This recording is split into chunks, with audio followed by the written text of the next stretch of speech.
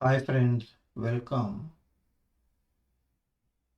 We are going to take a closer look at the sign Taurus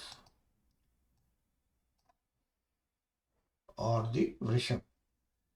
We will underline the character summary, disposition, interests, and distastes, occupation, diseases, shortcomings, etc. etc.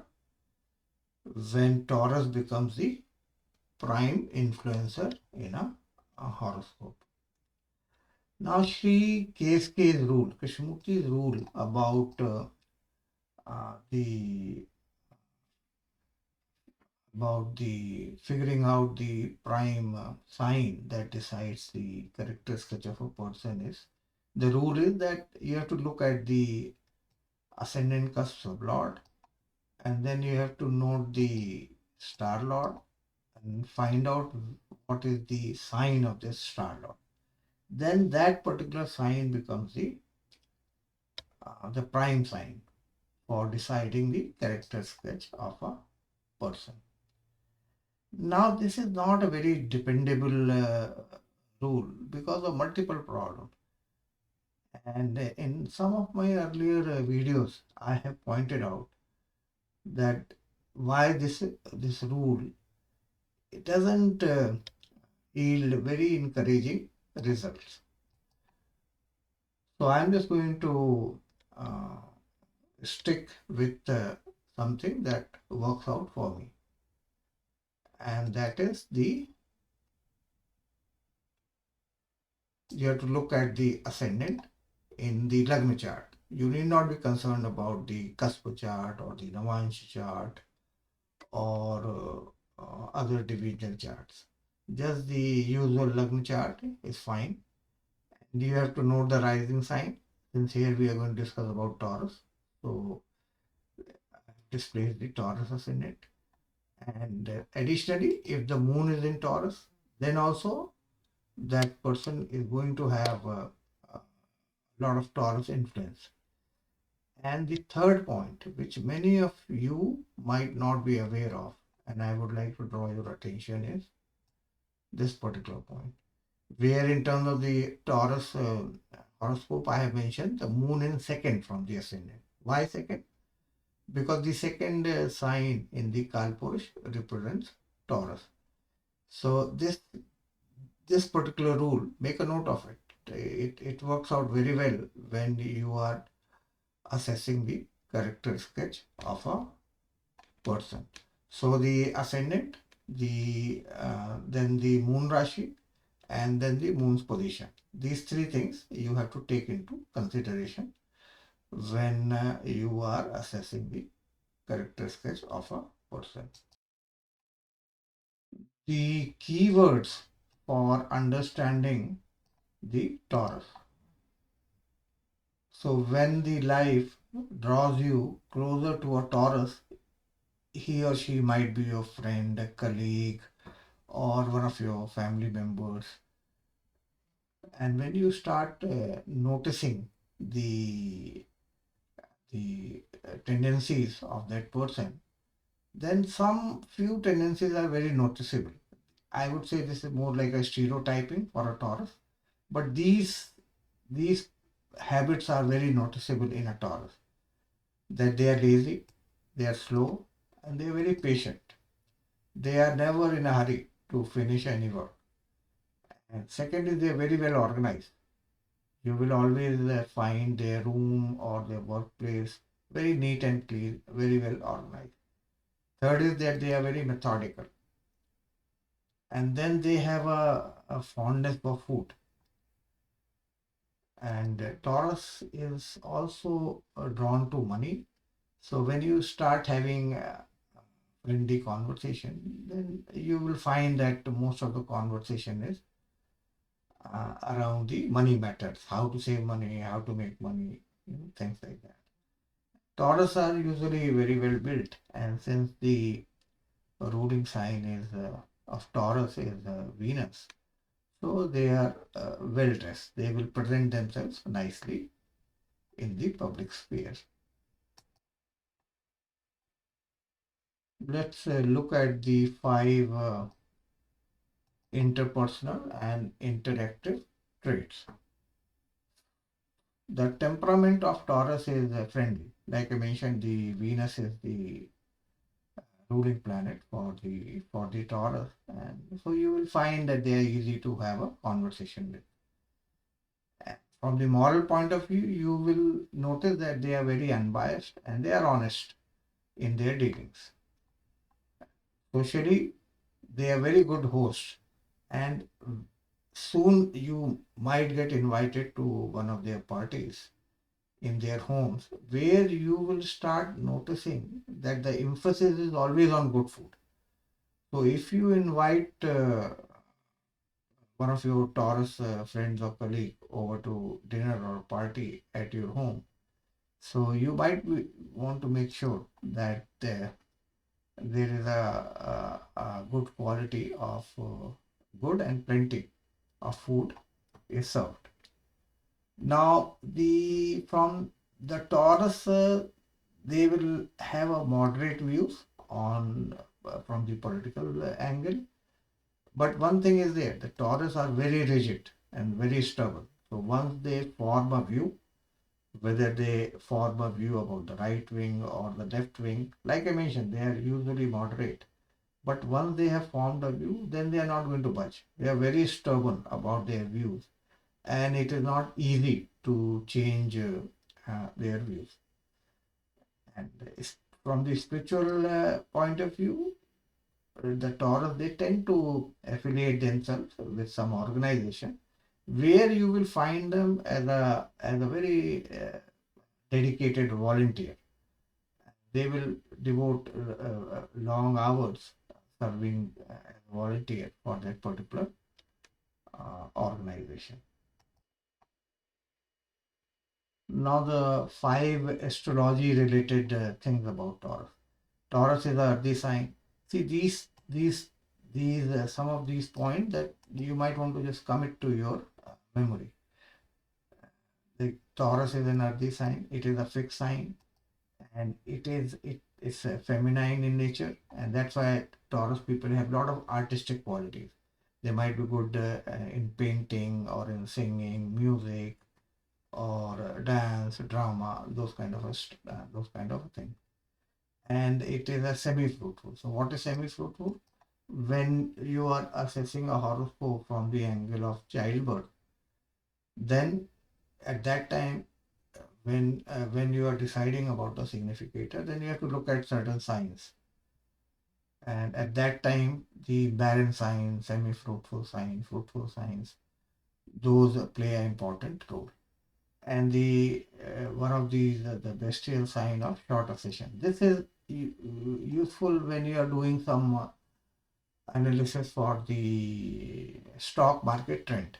Then the short session, longer session, these all play important point. So I would say at least these first 3 points you should be knowing about Taurus, that it is earthy, and because of the earthy sign, that's why the Taurus people have a very matter of fact practical approach toward life. And because their Taurus is fixed, that's why they have a very fixity of purpose. They don't easily change their opinion. And the artistic quality comes from the feminine nature of the Taurus sign.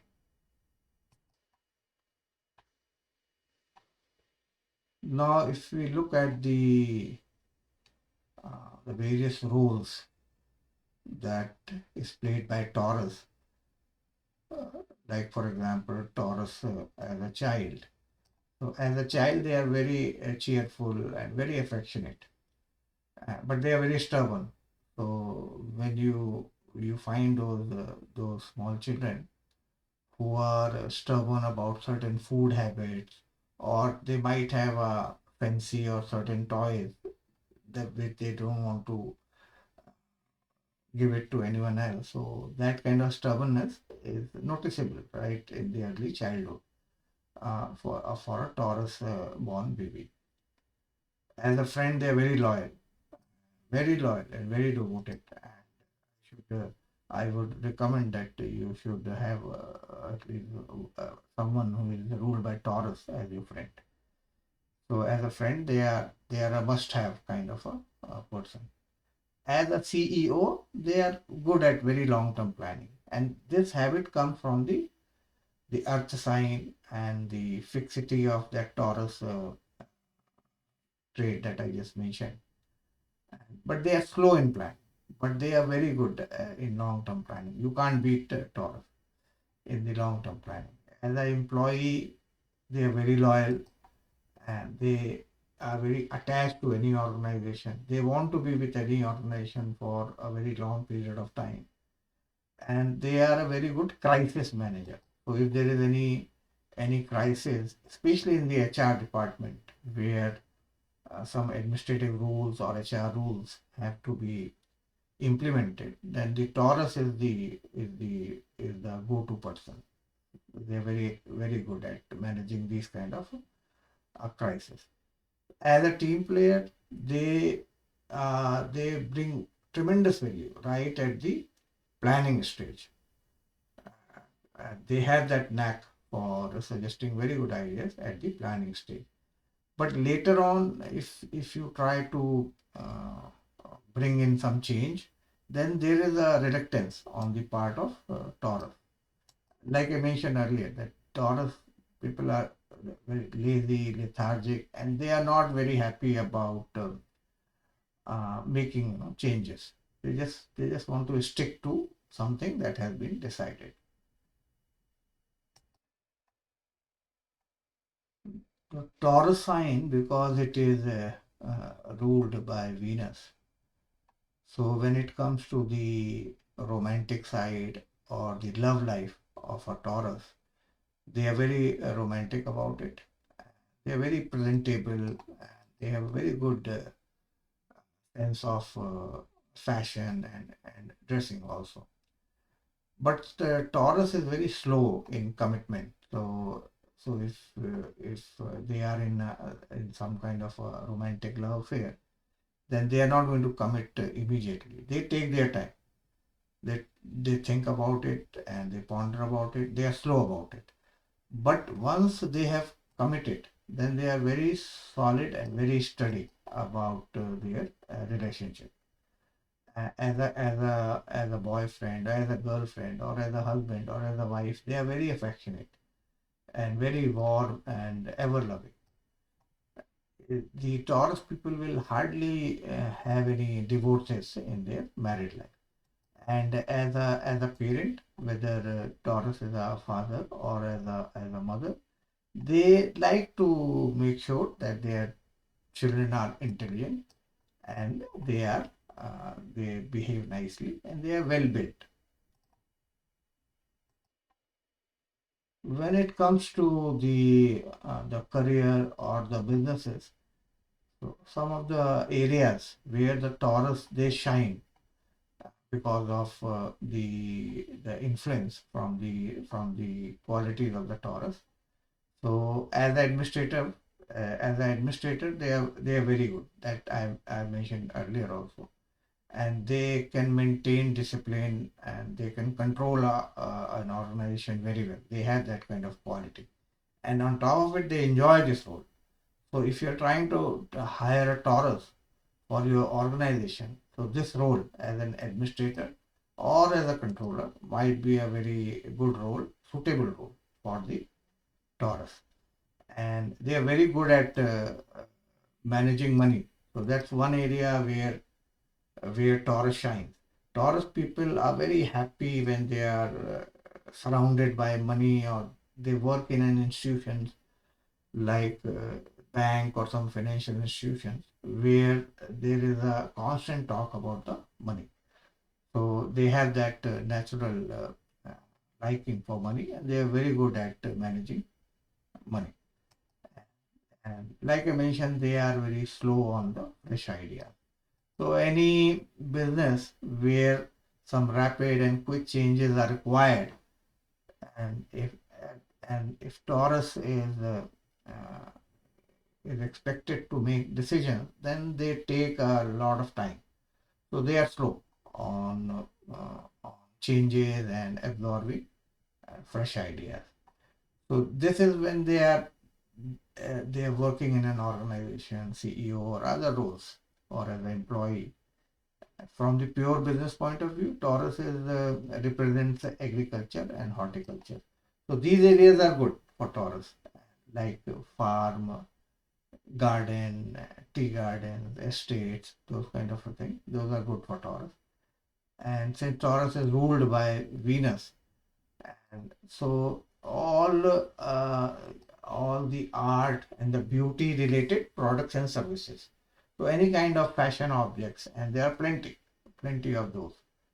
So Taurus can do a business in, related to that kind of a product and services also, like entertainment, music, dance, drama, theater, beauty parlor, salons.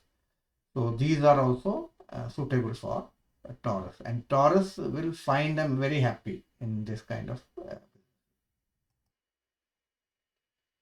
Normally, Taurus they have a good health.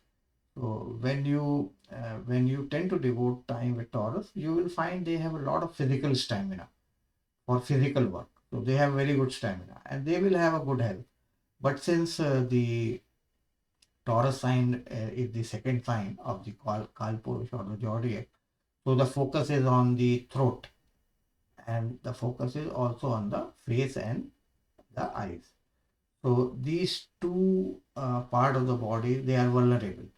But of course, you have to look at the horoscope and other factors, and there could be other diseases as well. But this is more like a typical Taurus kind of a disease.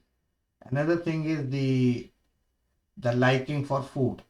So this also results in food related troubles and diseases, constipation, and then the obesity and those kind of things.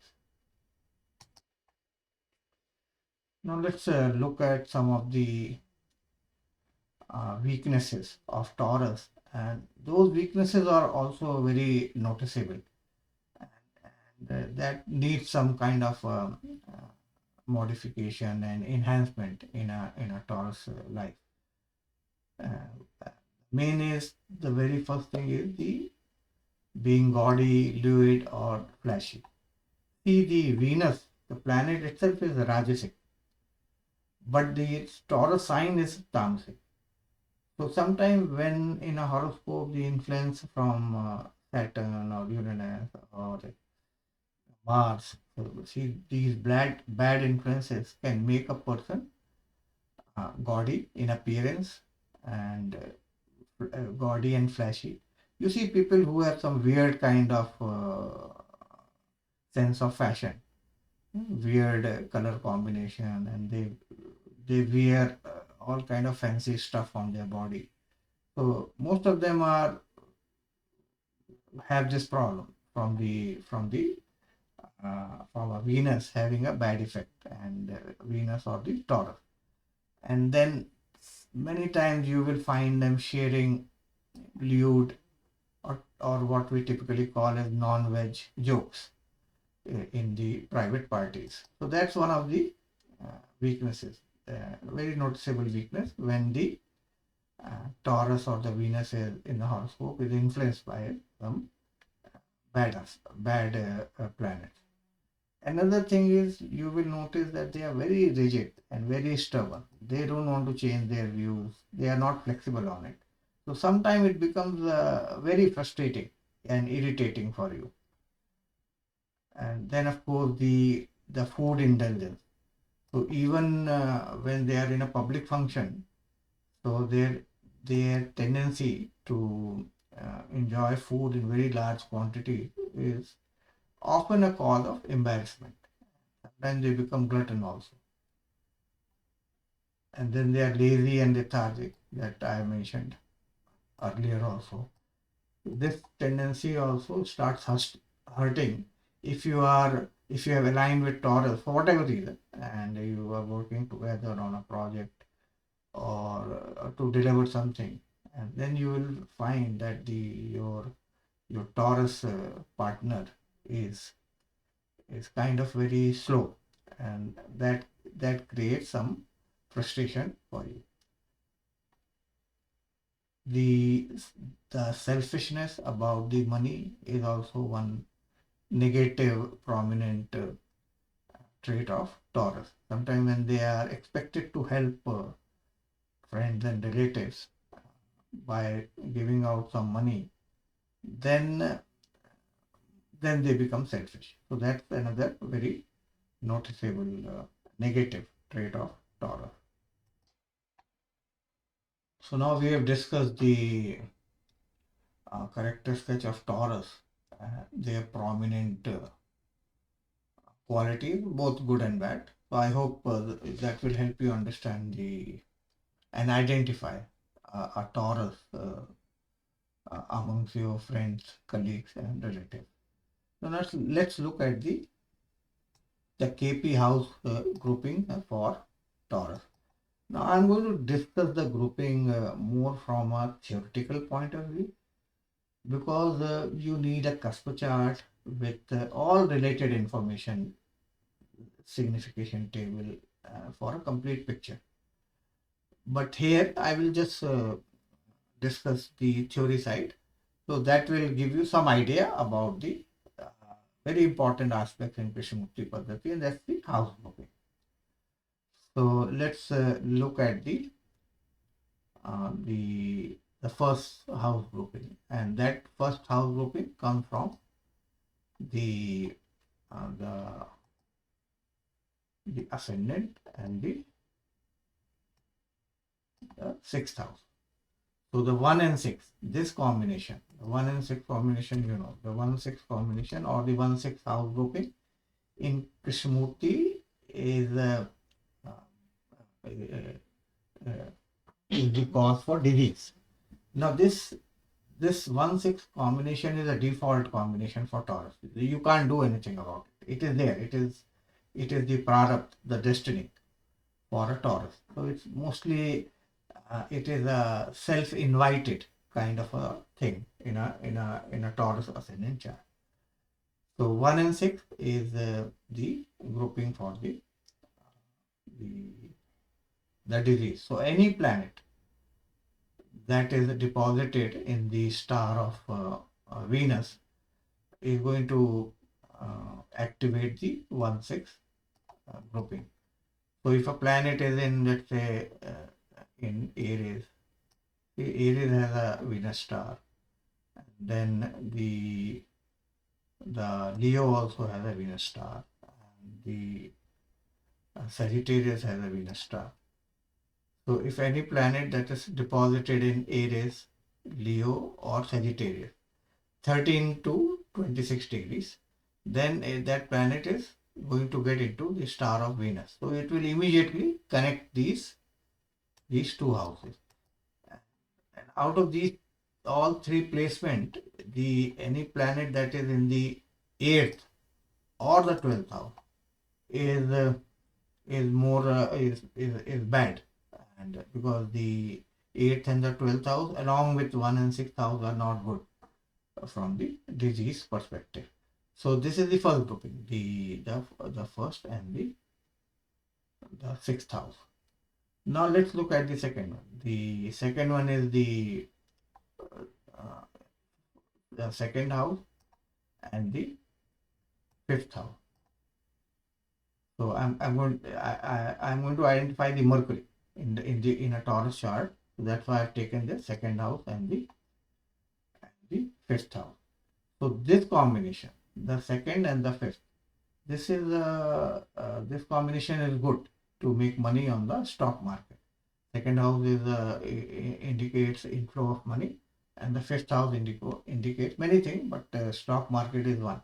And since Mercury is there, so Mercury tends to indicate the stocks. So, and you will find that many Taurus are drawn to speculation, gambling, and those kind of a thing. But the 3 and 6, like I mentioned, for Taurus ascendant, the Mercury is going to be the ruler of the second and the 5th house. But this fact alone is not a guarantee that this person is going to earn from the stock market or by gambling or by speculation. See, the rule in KP is that the planet deposited in the star of the owner is more powerful. So what does that mean? That means that a planet which is deposited in the star of Mercury is going to be more powerful. And any planet that is deposited in the star of Mercury is going to connect the second and the fifth house.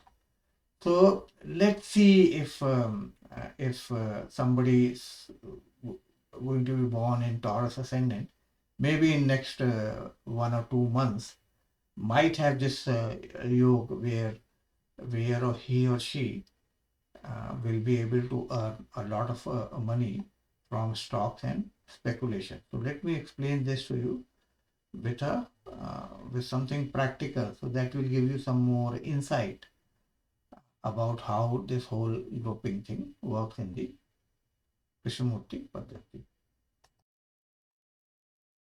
So let's first write down that what we are trying to achieve. Let's first write the objective. So our objective is that we are trying to look for somebody who is going to be born in maybe a month's time or so. So the first is that must be born with Taurus ascendant, and the second is that at least one planet that should be in Mercury star. So that's going to connect the 2 and 5. So that the 2 and 5 will create the yoga, the Dhan yoga from the stock market. So now if you let's go to the ephemery section and figure out if any planet is going to be transiting in the Mercury star. So now if you look at Sun is in Aquarius. So it's going to go into Pisces that has Mercury star. So let's just jump to some dates over there when Sun is going to be in the Mercury star in Pisces. Mercury star, that means Sun has to be around 16 degrees in Pisces. So this particular highlighter only indicates the current today's date in the ephemery section. So let's move on to now. Sun has entered the Pisces, but it is in the Jupiter star, right? So let's move forward,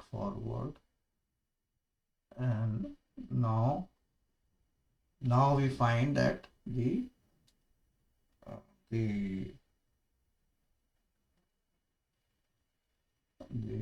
Sun has gotten into the Mercury star. So let's take any date. Let's take 8th of April, because we know that Sun is in Pisces 24 degree. It's going to be in the star of Mercury. So Sun in Pisces. So now we know that Sun is going to be in Pisces.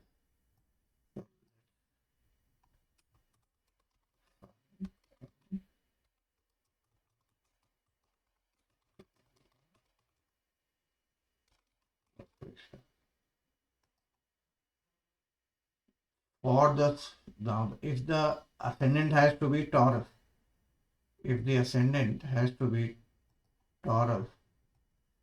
and Sun has to be in Pisces, that means the birth has to be around in the morning 9 a.m. If Sun is here, you see the Sun in a horoscope also indicates the clock when the birth happened or is going to happen according to the movement of the Sun. So if Sun is in Pisces, that's what we are pitching for, and the ascendant is going to be Taurus. That's what we want ascendant to be, and so roughly it's going to be 9 o'clock. The time has to be 9 o'clock. So let's draw a horoscope for 9 morning for for the date that we decided, and that date was the 8th April. So 8th April, 9 a.m., we are going to draw a horoscope that will have the Taurus ascendant. Sun will be in Pisces, indicating in the Mercury star, and this is how it is going to connect the second and the fifth house. So 8th April. So let's go to the April. And the time was, we said the time should be around 9 a.m. And then the rest of the things we'll leave as it is for the place is New Delhi, India. So April 8th, 9 a.m. And let's draw a horoscope. Now if you look at this horoscope, right, so you see that has a Taurus ascendant, and Sun, like we said, is going to be here in the Pisces, and Sun is in the star of Mercury. So Sun is connecting the second house and the fifth house. If you look at the Sun's position for this particular date, this particular time, and this particular birthplace, then the Sun is very strong, because Sun is in the 12th, sorry, in the 11th, and Sun is also untenanted. So Sun is very strong, and Sun is indicating the 11th house, second house, and the fifth house. So in a way, so we can predict ahead of time that if a person is born in Delhi on the 8th of April at around 9 a.m., will have this yoga. But will this yoga manifest when this person is of adult age? You know, when he or she is in some career or business. So we find that at the time of birth, this person will have about 1 year of Saturn. So this particular dasha is going to be very late in that person's life. You know, Saturn, then Mercury, then Ketu, Venus. So it's going to be, this person has to wait a bit for the Sun Mahadasha to manifest. Of course, in the Bhukti period of Sun, the manifestation of the 2 and 5 is going to happen. But the dasha creates a major impact. But if you closely watch at the sublord, you know, you find that the sublord is Rahu, and that Rahu is indicating 12 and 8. So what does this indicate? That indicates, in a typical Parashari language, I would call a yoga bhang, because this combination 12 and 8 at the sublord level, when they join hand, they create a big negative punch, and they are going to actually prove to be negative. So it means that this Taurus born person, where Sun was connecting the second house and the fifth house, by virtue of being deposited in the star of Mercury, will create a longing or a desire or a craving in this person's mind to invest or speculate in the stock market. But this is going to result in loss for this person. So this is how the whole grouping works in Krishnamurti Paddhati. And you see, it's not easy for some Dhana Yoga and good yogas to manifest. It takes a lot of parameters. You have to look at the ascendant, you have to look at the cusp chart, you have to look at the planet signification, you have to look at the sublord. When all these factors come together, then only a particular yoga is going to manifest in a person's life. So just by looking at without considering the ascendant and the Mahadasha, you can't possibly draw a very good picture of a person's journey. And these points I also pointed out in the videos on my videos on the shortcomings or the weaknesses of Bhrigunandi Nadi and the Navtara Chakra, where ascendant and other important things are not taken into consideration. So that must have given you some good idea, a first-hand idea about how the grouping in Krishnamurti Paddhati works. Now let us quickly look at some other grouping for Taurus. The Mars is going to create a grouping between the 7th and the 12th house. So this has some plus point, this has some minus point, both points are there. So the 7 and 12, one of this combination usually indicate that the Taurus people are going to get married to someone who lives far off, because the 12th house, that's what the 12th house indicates. Second is the 12th house is the house of physical pleasures as well, and the Mars is a planet that will inspire or prompt a person into that side, the physical side. And the Venus Mars combination, this combination is this is a combination, the male female combination. This is a fire ice combination, the Venus Mars combination. So for this reason, there are some slippery ground for the Taurus person, especially when they have Venus in the star of Mars or Mars in the star of Venus in a Taurus horoscope. Not only in a Taurus horoscope, but even in other horoscope as well.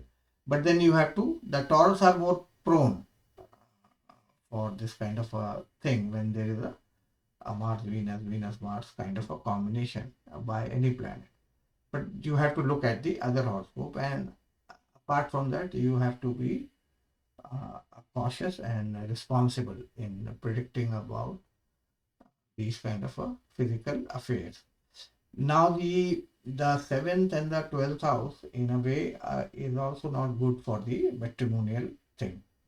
But because of the sweet nature of the Venus, many of the aggressive nature of Mars is toned down.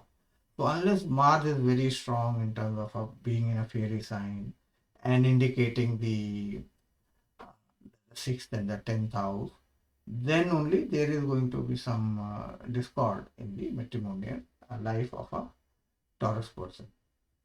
And then let's look at the Jupiter, the 8th and the 11th house.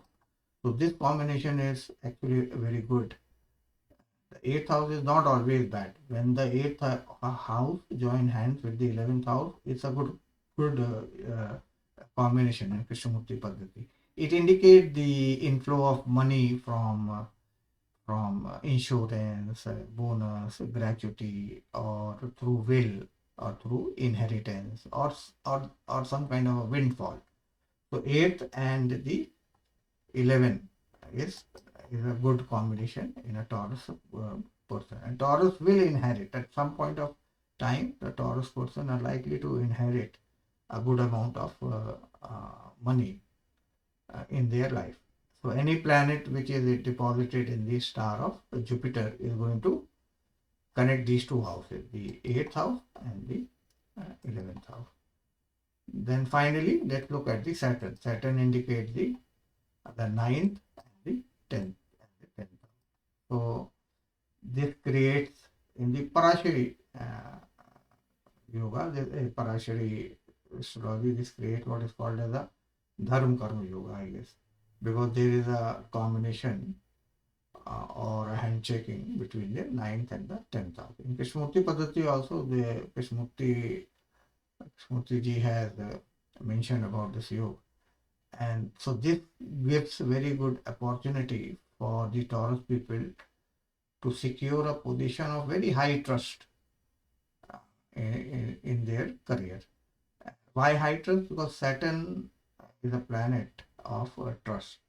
And Saturn slowly but surely creates this kind of opportunity where a person is pushed to the very high position and for a very long term. That's what Taurus is. There is a fixity, there is a long term that's always attached with the Taurus. So the Saturn, at least in this light, the connection of 10 and 11 is good for a Taurus person, and any planet that is deposited in the star of Saturn is going to create this handshaking between the 10 and 11. So this was just an overview about the grouping, house grouping for the Taurus ascendant. And of course, you have to look at the cusp chart and other things for a more definite conclusion. So that's all in this video about Taurus. I think I already did one for the Aries. So now the next on my list is Gemini. So I will try to work on Gemini as soon as possible. So hope you enjoyed watching this video. Yeah, thanks for watching.